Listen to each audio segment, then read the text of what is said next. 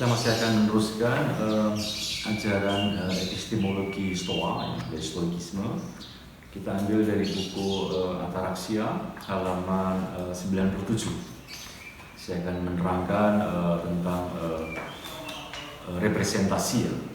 Kan doktrin pokok dari Stoikisme adalah bagaimana kita melatih jiwa kita supaya kita membedakan apa yang tergantung pada diri kita dan tidak tergantung pada diri kita. Jadi tentu kalau kita lihat di gambar ini, yang tergantung pada diri saya adalah jiwa saya. Jiwa artinya dorongan-dorongan, impuls, ya, hasrat, ya, pengiyakan saya. Lalu apa yang tidak tergantung pada saya adalah apa-apa yang ada di luar saya.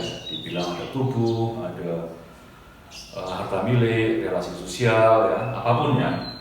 Saya ambil contoh di sini misalnya Coca-Cola dan virus corona.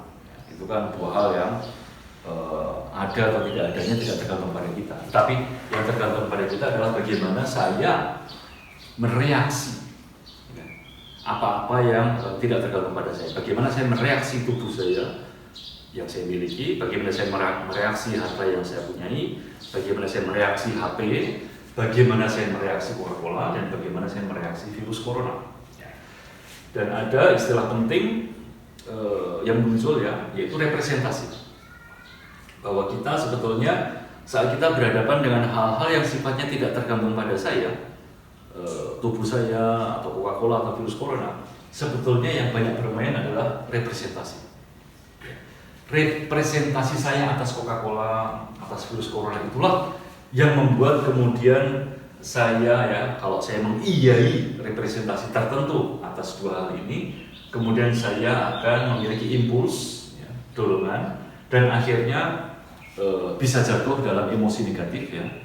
Atau kalau representasinya benar, kita iyai representasi yang benar, maka impulsnya kita memiliki emosi yang positif, ya. Jadi contoh sederhananya seperti kalau virus corona sekarang ini, ya, kita langsung merepresentasikan virus corona adalah virus yang mematikan, ya, menularnya cepat sekali, ya, semua akan mati, gitu, ya.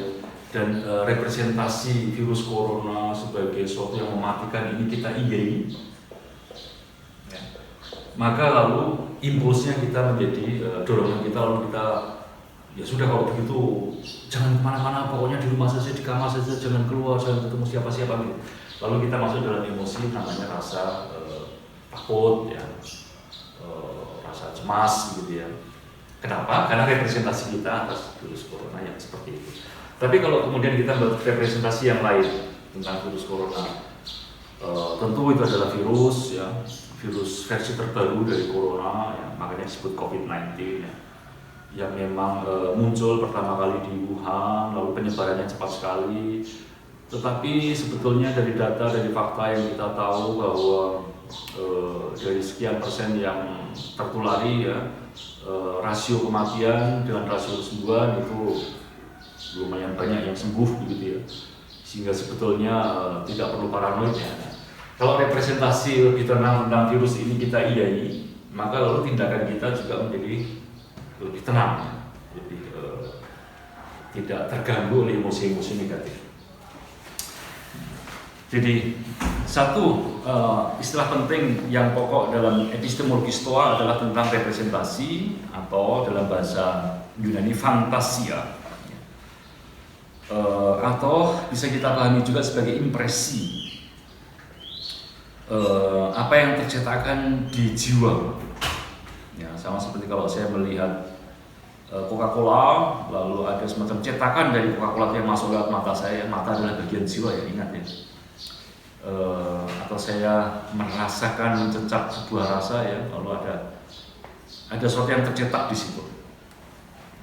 Impresi berasal dari panca indera. Jadi saat kita merasakan sensasi tertentu, ya, saat ada sensation, ya, sensasi dari kata senses, ya, merasakan sesuatu, maka lalu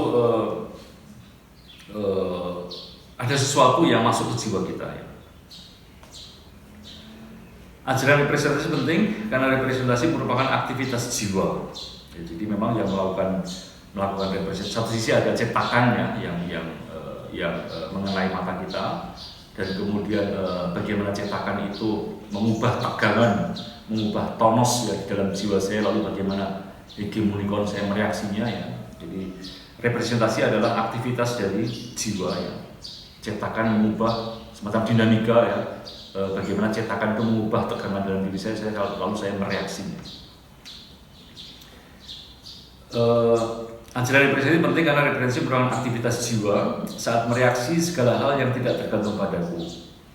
Saat jiwa menerima impresi atau representasi tertentu, maka itu semua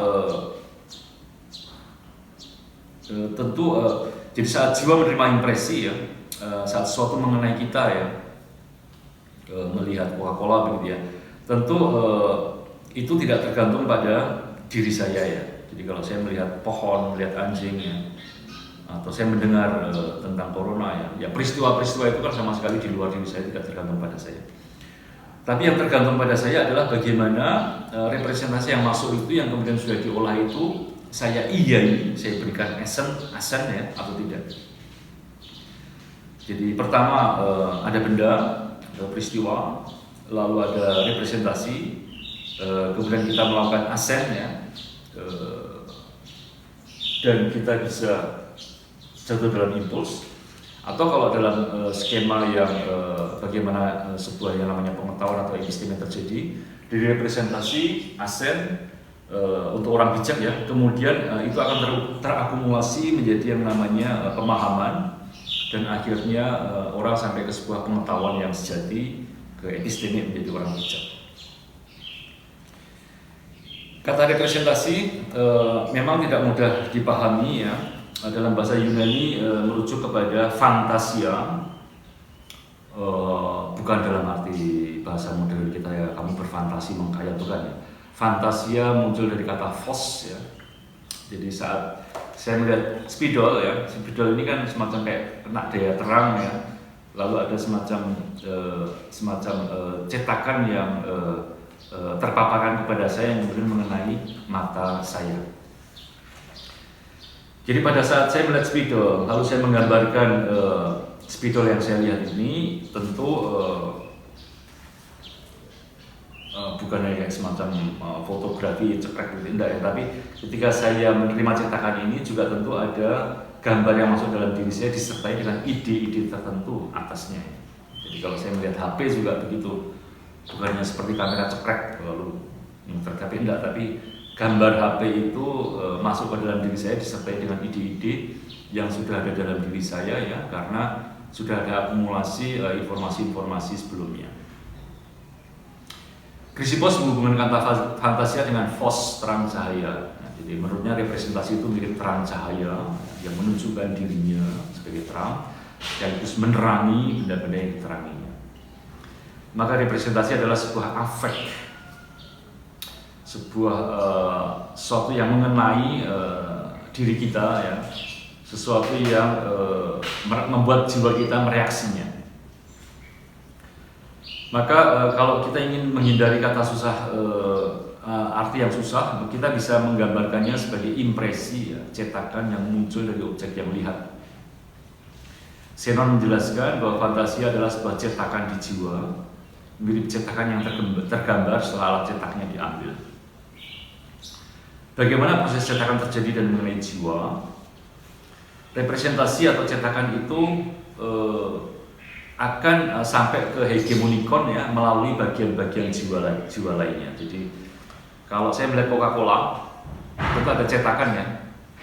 Itu maksudnya lewat mana? Lewat mata. Ya, dan mata adalah bagian dari jiwa. Dan dari mata itulah kemudian sampai ke hegemonikon, kemudian diputuskan bersambut dengan ide-ide sebelumnya mengenai cetakan itu, maka lalu kemudian muncul yang disebut representasi. Saya gambarkan di situ pada halaman 98 ya. Jiwa itu pada dasarnya sebuah tonos, tegangan ya, jangan lupa ya. Jiwa adalah pneuma, tonos, tegangan. Misalnya pertama, saat aku melihat HP atau Coca-Cola, tegangan di indera mataku berubah akibat tegangan yang ada di objek HP. Jadi semacam benda-benda itu kan juga punya heksisnya ya, ada tegangannya. Lalu impresi dari benda itu yang masuk ke dalam saya juga akan mengubah tegangan dalam diri saya. Nomor 2, hegemonikon seperti laba-laba yang mengandung jaringan sarang yang menyebar kemana-mana, menerima dan menafsirkan perubahan tekanan tersebut. Hasil cetakan dari HP atau Coca-Cola yang saya lihat masuk tersalurkan ke dalam pusat jiwa yaitu hegemonikon. Proses penafsiran atau pembuatan representasi ini lumayan rumit. Bisa dibayangkan ya, pertama hegemonikon akan menyinkronkan antara kualitas perubahan yang diterima dengan ingatan yang sudah ada sebelumnya untuk mengenali apa tepatnya sesuatu yang baru saja mengubah tegangan itu. Setelah mengenalinya, muncul representasi tegas, misalnya HP atau Coca-Cola. Dan setelah itu ada proses penyelarasan diri dari hegemonikon pada HP atau Coca-Cola itu, ya, apakah hegemonikon merasa selaras atau tidak selaras dengannya. Dan pada saat itulah jiwa akan membuat rumusan representasi ada HP keren. Dan terhadap representasi tersebut jiwa memberikan pengiyaan atau menolaknya. Dan akhirnya tergantung pada iya atau tidak, ya, pada asen tadi itu, jiwa akan melakukan tindakan, impuls. Misalnya lalu kemudian Anda meminta pada penjaga counter untuk mengambilkan model HP yang Anda lihat keren tadi. Jadi kita melihat, kita mendengar ya, kalau virus corona kan kecil sekali ya, nggak bisa dilihat ya, hanya di laboratorium ya, mungkin kita lihat lewat foto-foto di internet dari laboratorium. Kita mendengar tentang corona. Nah, pendengaran itu kan juga bagian dari jiwa kita. Lalu informasi itu kan masuk ke hegemonikon. Kemudian di hegemonikon itu kan sudah ada yang namanya memori ya, dari pengetahuan-pengetahuan sebelumnya yang kita dengar sebelumnya, dari cetakan-cetakan sebelumnya bahwa virus ini begini begitu ya, katanya begini begitu ya. Lalu tegangan di dalam kita dirubah oleh tegangan yang masuk dari luar. Lalu kemudian hegemonikon akan merumuskannya. Lalu virus corona ini apa? Dan ketika hegemonikon merumuskan virus corona adalah sesuatu yang menakutkan ya, maka muncullah yang kita sebut sebagai representasi. Jadi representasi bahwa virus corona itu menakutkan, atau representasi bahwa HP itu keren banget gitu ya. HP itu hebat sekali gitu ya. Nah, begitu representasi terbentuk, maka lalu jiwa akan mengiyai atau tidak mengiyai. Ya biasanya jiwa akan mengiyainya. Dan dari pengiyaan itu lalu muncul tindakan ya, yang mengakibatkan Anda memiliki yang disebut emosi. Rasa takut atau emosi, kemudian ketika Anda akhirnya mendapatkan HP itu, Anda lalu menjadi orang paling bangga sedunia, merasa paling nikmat sedunia gitu ya, karena punya HP yang Anda representasikan sebagai keren itu. Jadi itulah mekanisme bagaimana sebuah representasi itu pentingnya, dan kalau seorang stoik mau belajar bagaimana mendapatkan ataraxia, kebahagiaan, maka yang dilatih pertama-tama adalah representasi ini. Jadi poin krusialnya itu bukan di virus corona atau di Coca-Cola ya, karena ini kan hal-hal yang sifatnya tidak tergantung pada kita. Ya, ini hal-hal yang memang ya ada begitu saja ya, ini realitas begitu. Tetapi masalahnya adalah representasi atasnya ini yang membuat kita galau, membuat kita terombang-ambing ya. Maka pada fase pembentukan representasi ini yang perlu betul-betul ditangani, supaya kalau bisa kita itu tidak membuat representasi yang salah untuk sesuatu.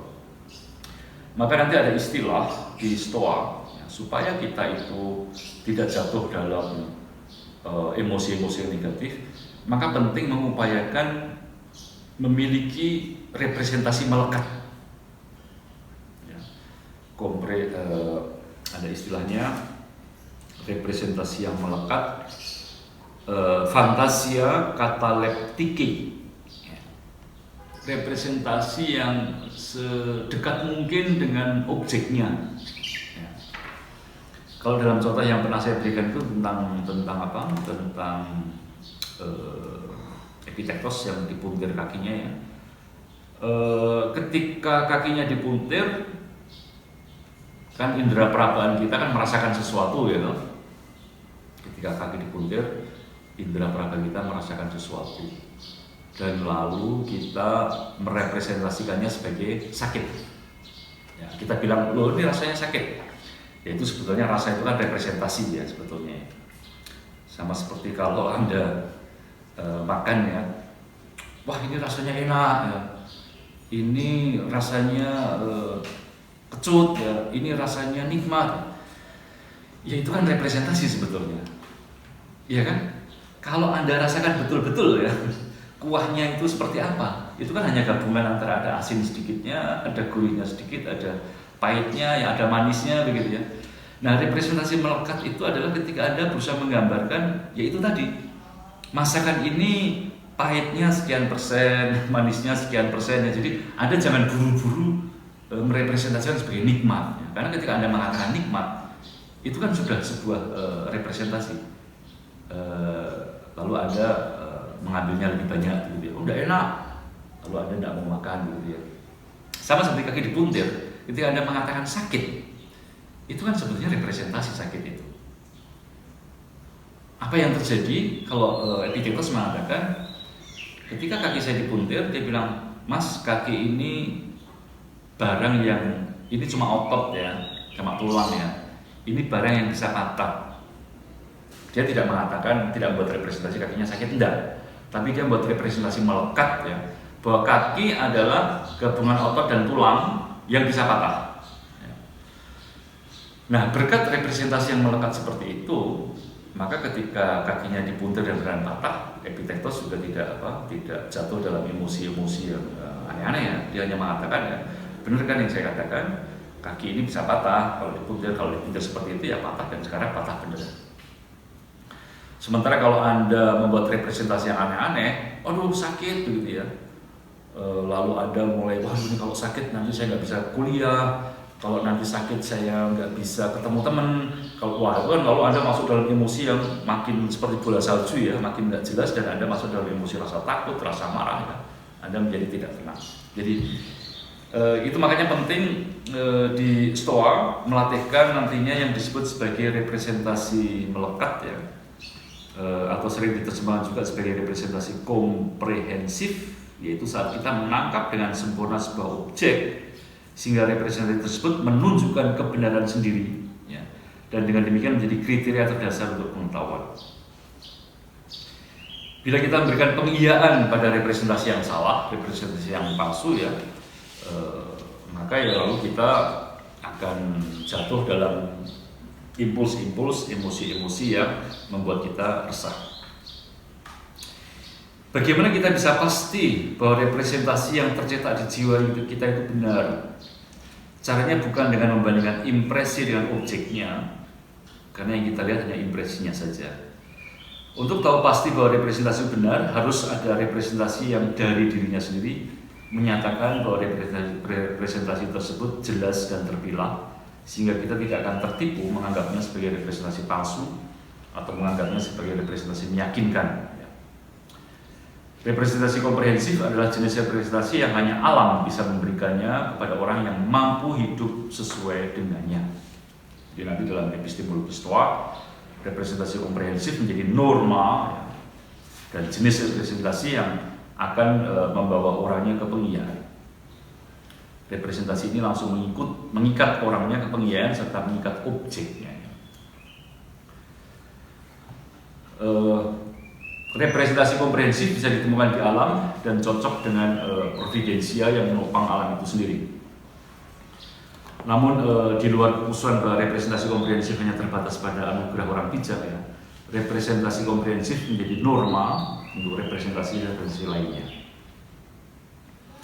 Bagaimana syaratnya agar representasi kita bisa mendekati komprehensif? Misalnya kita memiliki representasi visual tentang sebuah menara yang tampak bulat, padahal dia sebenarnya bangunan berbentuk persegi. Jadi kita melihat dari jauh ada bangunan, kita bilang menara, ya. Wah menaranya bentuknya bulat. Padahal de facto setelah kita mendekat, oh ternyata dari gedung yang bentuknya persegi. Apa yang bulat tapi persegi ini benar, real ada objeknya dan bukan imajinasi belaka. Dengan mata yang sehat, kita bisa mendekati menara tersebut, melihatnya dari berbagai sudut dan memverifikasi objek yang kita lihat sesungguhnya. Dalam situasi normal ya, seperti itulah prosedur mendapatkan representasi melekat mengenai sesuatu yang bulat tapi persegi. Ya. Lalu di kalangan Stoa akan muncul kriteria-kriteria ya, untuk menyatakan bagaimana sebuah representasi itu disebut komprehensif. Ya.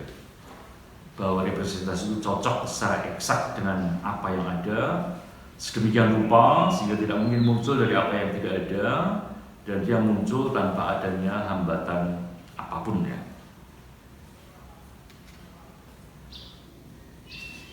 Itu makanya dalam banyak latihan-latihan yang diberikan oleh Stoa ya, kita ingat ya. Jadi misalnya kalau Anda mendapatkan nilai yang bagus, lalu Anda membuat representasi, oh kalau begitu saya orang jenius, saya orang pintar. Nah ini kan representasi yang salah, ya. Representasi yang tidak sesuai dengan faktanya. Faktanya adalah bahwa saya mendapatkan nilai yang banyak, saya mendapatkan nilai yang tinggi. Nilai saya lebih tinggi daripada nilai yang lain. That's all, itu saja. Tapi apakah Anda jenius apa enggak itu sudah soal lain lagi. Atau ketika kita berhadapan dengan teman yang meninggal atau orang tua yang meninggal, ya, kita kan langsung merepresentasikan bahwa aku kehilangan orang yang sangat aku cintai. Aku kehilangan, jadi itu yang membuat kita sedih. Nah, Stoa hanya akan mengatakan bahwa apa yang terjadi ada makhluk manusia ya, yang mortal ya, manusia kan mortal bisa mati. Manusia yang mortal dan sekarang mati. Manusia yang bisa mati dan sekarang de facto mati. Jadi kalau kita kembali ke representasi yang melekat ya, yang apa adanya seperti itu, maka kita bisa mengiyai hal-hal yang sesuai dengan faktanya, dengan kejadiannya, dan kita akan terjauhkan dari emosi-emosi yang negatif, lalu kita mencapai ataraksia. Ingat satu doktrin besar dari Stoa, yang mengganggu kita itu bukan kejadian, bukan peristiwa, corona misalnya. Yang mengganggu kita adalah tafsir kita, representasi kita atas kejadian atau peristiwa. Representasi ini yang selalu harus dikoreksi, selalu harus diluruskan ya, supaya tujuannya adalah ataraksia, artinya without troubles. Kita tidak terganggu.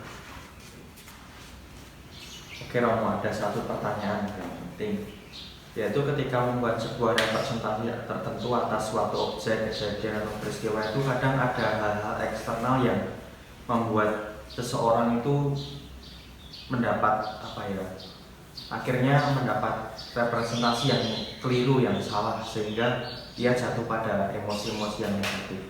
Lalu apakah untuk membuat representasi yang melekat atau yang lebih komprehensif ini perlu waktu, adanya waktu atau jarak tertentu sebelum membuat representasi itu? Ya, jadi tentu butuh latihan ya, untuk sungguh-sungguh membedakan apa yang tergantung padaku dan apa yang tidak tergantung padaku, begitu ya. Sehingga ketika ada sesuatu dan kemudian ada macam-macam variasi-variasi yang menyertainya ya, itu membuat saya kadang-kadang dengan gampang jatuh dalam representasi yang palsu, lalu kita emosi. Ya memang butuh latihan untuk memilah-milah itu, butuh waktu tentu saja. Dan yang menarik, saya kasih contoh di mana saya lupa ya, bahwa memang kadang-kadang ada semacam impresi pertama yang begitu melekat sehingga kita nggak bisa menghindarinya. Sehingga kadang-kadang memang representasi itu begitu masif mengenai kita sehingga kita lalu terbawa emosi begitu saja. Nah yang penting adalah bahwa setelah menyadarinya lalu Anda memoreksinya. Jadi ada contoh yang saya tulis di buku ini, seorang stoik sedang naik perahu. Lalu ada orang kenal ya, wah ini filsuf stoik terkenal, hebat nih, dia senang buahnya ada di kapal ada seorang filsuf stoik, mungkin nanti bisa ngobrol-ngobrol gitu. Lalu terjadilah ketika di tengah laut terjadi badai besar, ada ombak besar mau menimpa perahu itu. Semua orang takut ya, dan orang ini juga takut ya.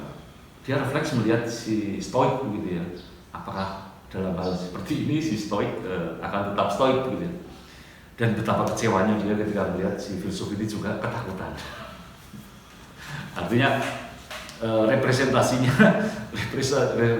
ada ombak yang besar dan ini akan mematikan, membuat kita semua karam ya. Sehingga lalu dia juga ikut takut. Nah setelah mereka selamat dari perahu, lalu mereka turun, orang ini tanya kepada filsuf, lalu ada kan filsuf stoik. Biasanya kalau filsuf stoik kan menghadapi peristiwa apapun seperti ombak, ya, itu kan tidak tergantung pada kita, harusnya kan tenang-tenang saja gitu. Nah lalu si stoik ini menjelaskan, ya betul memang tadi first impression ya. Jadi ada impresi pertama yang sedemikian besar ya, tidak dinyana-nyana, yang datang begitu saja ya, sehingga lalu membuat dia takut. Itu memang bisa dipahami. Nah, tapi tidak apa-apa, karena kan setelahnya kemudian dia mengoreksi impresi itu dan dia lalu kemudian menjadi tenang. Jadi kadang-kadang ada seperti itu juga ya, bahwa ada impresi yang sedemikian besar ya, sehingga lalu representasi yang muncul atasnya adalah spontan juga begitu ya. Kayak mungkin kalau Anda tiba-tiba ada bajai mau menerjang begitu ya, Anda kan tidak bisa stoik ya, Anda kan pasti spontan takut dulu begitu ya. Ya tidak apa-apa. Yang penting setelah itu lalu kemudian Anda, oh tadi bukan bajai mau membunuhku, enggak, memang bajainya tidak melihat saya dan saya yang tadi yang berjalan kaki agak ke tengah begitu ya. Sehingga lalu Anda tidak menjadi paranoid kalau ke jalannya. Misalnya setiap kali ke jalan lalu Anda menjadi takut karena semua bajai seolah akan membunuh Anda ya. Anda punya representasi bahwa bajai itu ngawur begitu ya. Enggak. Jadi pada jenis-jenis representasi ini kadang-kadang ada sedemikian masif ya, sehingga kita nggak bisa menghindar, kita langsung jatuh dalam emosi. Nggak apa-apa, yang penting kita bisa mengoreksinya. Lalu yang kedua, dalam banyak kasus memang butuh latihan ya, itu makanya filsafat Stoa adalah askesis ya, exercise ya, latihan ya, supaya dengan berlatih ya, entah dengan meniru orang bijak, entah dengan agile kontra, ya, entah dengan mengoreksi terus-menerus representasi kita, lalu kita bisa menangani emosi kita. Terima kasih.